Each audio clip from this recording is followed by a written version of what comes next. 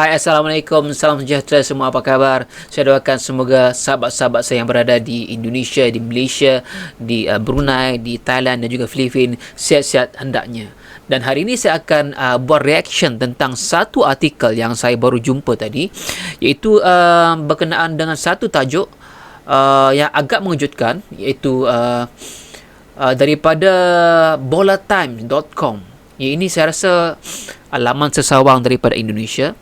Dia kata bukan COVID-19, netizen Malaysia anggap Indonesia U23 mundur kerana takut.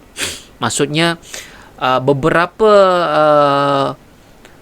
netizen ataupun setengah individu telah komen. Saya rasa mungkin di dalam page Garuda punya team ataupun Indonesia punya team, di mana satu caption di sini dia kata mengikut kepada dia punya akhbar ini, bolatimes.com, dia kata mundurnya timnas Indonesia U23 daripada AFF U23 2022 mendapat cibiran dari netizen Malaysia. Mereka menganggap skuad Garuda Muda takut sehingga mundur. Iaitu anak asuh Shin Tae-yong tidak akan mengikuti kejuaraan Piala AFF U23 yang dihelat di Kamboja pada 14 hingga 26 Februari 2022 mendatang. Pembatalan ini lantaran kondisi skuad timnas Indonesia U23 yang tidak memungkinkan sejumlah pemain dari official positif COVID-19 dan ada pengawal yang mengalami kecederaan. Jadi ini adalah sebab antara kenapa Indonesia ataupun timnas Indonesia menarik diri, bukan sebab takut, tetapi hal-hal yang sangat-sangat penting. Itu beberapa pemain telah terjangkit oleh positif COVID-19 dan itu adalah satu tindakan yang bagi saya yang wajar dilakukan oleh Indonesia untuk menarik ataupun membantalkan perlawanan bagi tidak menjangkiti, pertama, bagi tidak menjangkiti pemain-pemain lain, kedua, ia adalah mengikut prosedur SOP, dan ketiga ianya adalah satu keputusan yang amat sukar tetapi harus dilakukan.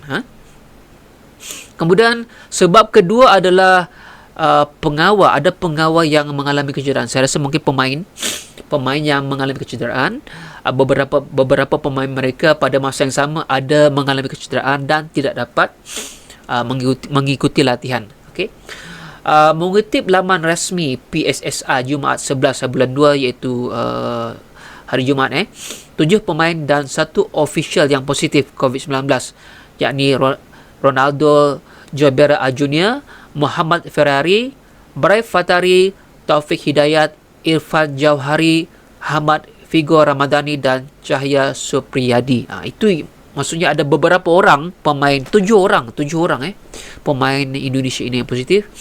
Sementara Afiandra Dewangga, Genta Alparedo, Muhammad Kanu Helmiawan dan Marceliano Ferdinand menunggu masa inkubasi setelah satu kamar dengan pemain yang terpapar. Sementara mereka ini perlu dikuarantinkan, diinkubasi. Maksudnya saya rasa mungkin dikuarantin.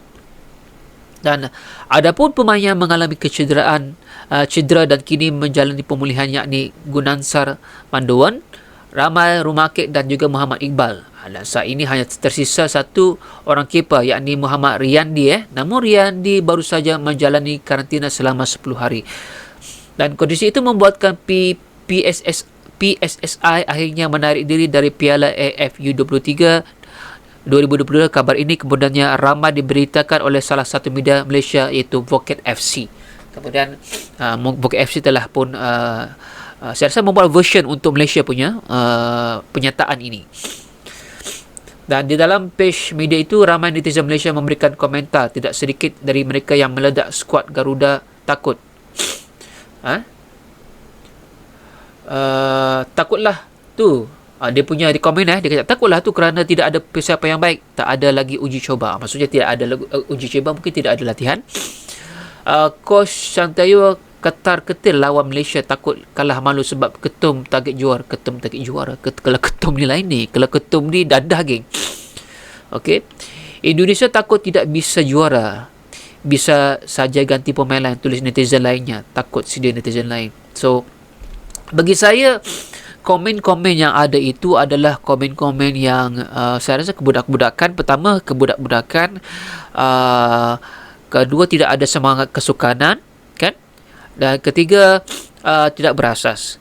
Sebab kenyataan pun telah dibuat oleh pasukan Indonesia tentang hal yang begitu penting. Apabila sesuatu pasukan itu, sama ada majoriti ataupun sebahagiannya terjangkit oleh COVID-19, haruslah membuat beberapa perancangan tentang apa yang perlu dilakukan, sama ada di dalam situasi ini mereka menarik diri, dan itu adalah satu tindakan yang wajar bagi saya, walaupun pada masa yang sama ia menjejaskan reputasi Indonesia selaku pemain ataupun tim internasional yang amat diguruni, dan juga diguruni di Malaysia sebenarnya, antara pesaing-pesaing di Malaysia. Dan bagi saya selaku peminat bola sepak tempatan dan juga AFF Suzuki ini, saya rasa tidak seronok apabila Indonesia tidak bersama dengan kita, kan? Sebab Indonesia ni antara kita punya benchmark, dan di situ kita boleh belajar, dan sama ada daripada teknik bola sepak, dan juga perancangan dan sebagainya. Kita meletakkan Indonesia ini sebagai salah satu rujukan juga pada masa yang sama, dan kita seharusnya tidak memberikan komen-komen yang menghasut begini, yang menghina, dan tidak mempunyai semangat dan tidak mempunyai semangat kesukanan langsung. Bagi saya mungkin ini adalah komen budak-budak, komen mereka yang tidak berfikiran panjang, dan saya selaku rakyat Malaysia, saya betul-betul meminta maaf jika ini menyinggung perasaan rakan-rakan saya yang berada di Indonesia. Bagi saya ini adalah satu komen-komen yang harus dipandang, saya rasa harus dibiarkan dan tidak penting bagi saya. Dan bagi saya, biarlah kekuatan pasukan itu diukur di dalam padang. Kekuatan pasukan itu diukur di dalam padang, itulah kita namakan semangat kesukanan. Okey guys, itu saja daripada saya. Hari pun sudah larut, dan saya harapkan semua teman-teman saya yang berada di seluruh Indonesia memaafkan rakan-rakan ataupun netizen-netizen di Malaysia ini yang telah membuat komen yang agak mungkin mengguris hati dan perasaan, dan kita akan berjumpa lagi di dalam reaction kita yang lain. Assalamualaikum, bye-bye.